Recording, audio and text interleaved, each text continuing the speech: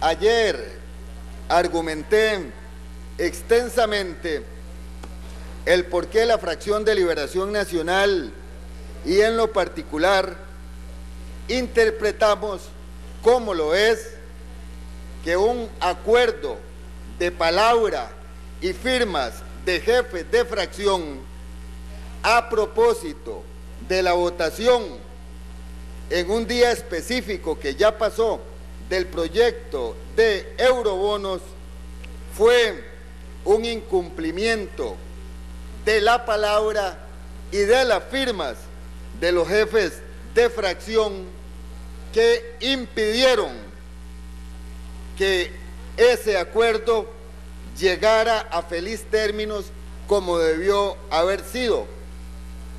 Hoy en jefes de fracción, y lo hago ahora, llamo un llamado a la cordura, a la reflexión, a cumplir la palabra, porque no es excusa que cuando cambia las circunstancias, cambia la moral. Cuando la moral es consistente, cuando cambian las circunstancias, no cambia la moral. Esto es un asunto ético. Me dediqué también a hablar con documentos y cifras en manos de los éxitos de la economía costarricense. Crece la producción por encima del promedio histórico. Tenemos la inflación más baja en los últimos 40 años. Crece el índice de inversión extranjera en el país. Hemos creado más de 90,000 empleos, especialmente para jóvenes y mujeres. El último año aumentan las exportaciones, el turismo, y el punto débil de la economía, y aquí ha sido consecuente, además responsable la presidenta de la República, son las finanzas públicas. Con mucho empeño, 40 y tantos diputados dimos el voto para la vía rápida de solidaridad tributaria. Se aprobó en este plenario y por aspectos de procedimiento intrascendentes, secundarios, la Sala Constitucional lo declaró contrario a la Constitución. Ese proyecto se archivó. Advertimos y consta en actas que la no aprobación de solidaridad tributaria iba a desatar hacia arriba la tasa básica pasiva y que iba a aumentar el problema del déficit fiscal.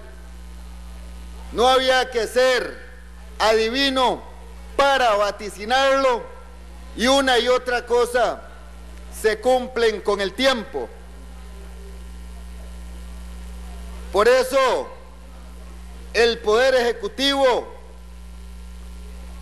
conocedor y consciente de la situación, presenta conocimiento de la corriente legislativa el proyecto de eurobonos.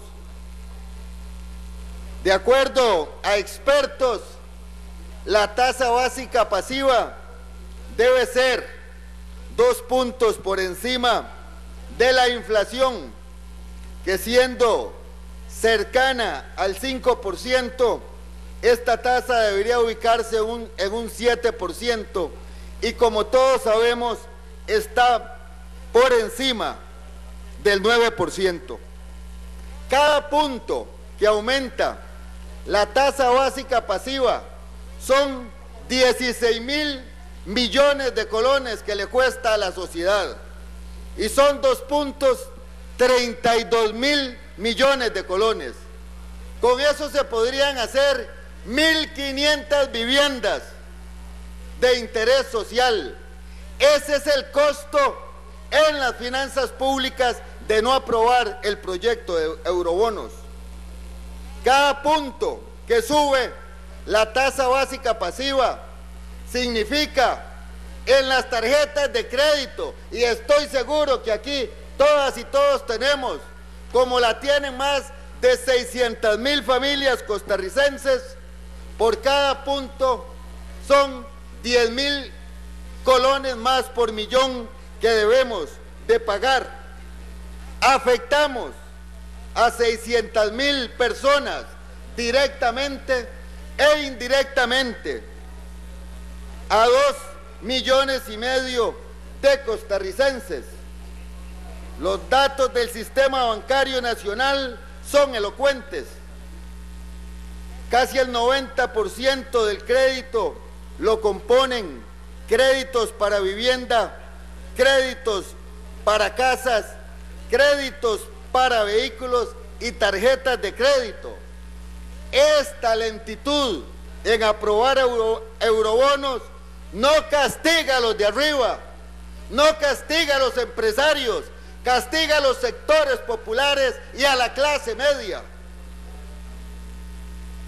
¿Será porque esos sectores populares y esa clase media históricamente han estado más cerca de Liberación Nacional, que algunos se solazan en castigarla y no quieren frenar ese flagelo?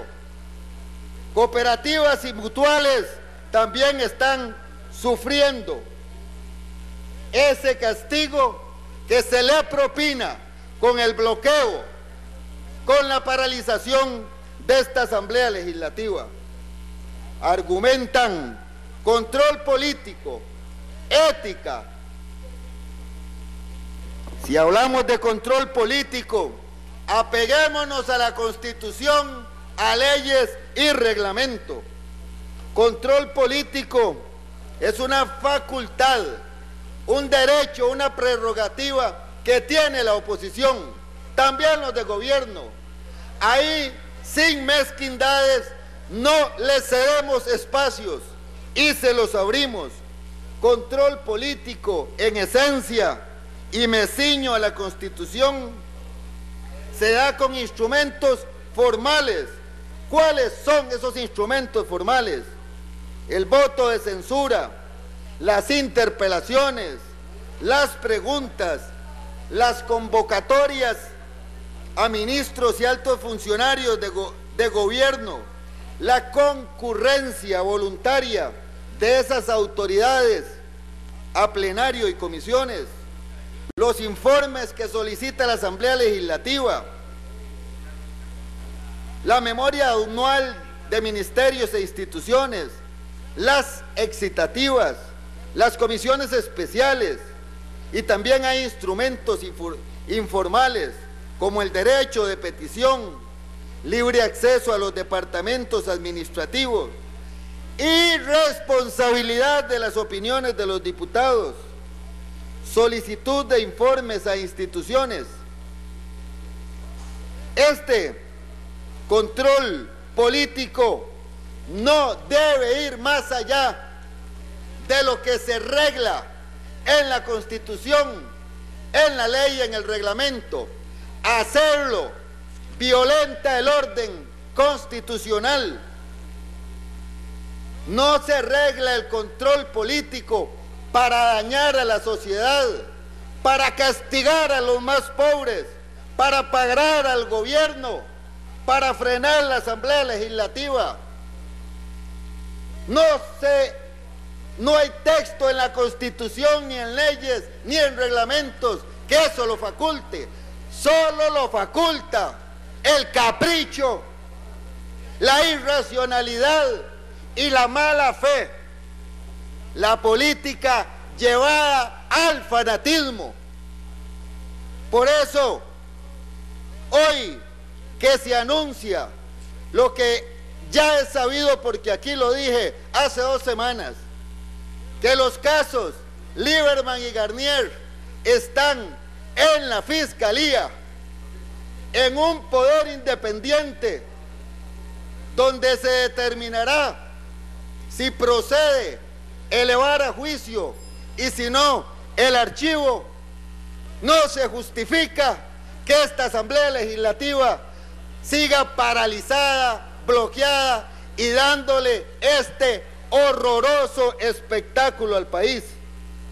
Llamo a la sensatez, señor presidente, de que en una democracia existen pesos y contrapesos, existen diferentes poderes con diferentes responsabilidades. El caso de Marras está en la Fiscalía y lo que no vamos a aceptar es que este poder de la República se quiera convertir en un tribunal político, como en las dictaduras de izquierda y de derecha, sustituyendo a los tribunales ordinarios. Hoy, que es el último día de darle al país este feo, vergonzoso espectáculo, hago un llamado, un último llamado, para que reflexionemos y nos pongamos a hacer para lo que nos eligieron, ponernos a trabajar honradamente por Costa Rica. Gracias, diputado Molina.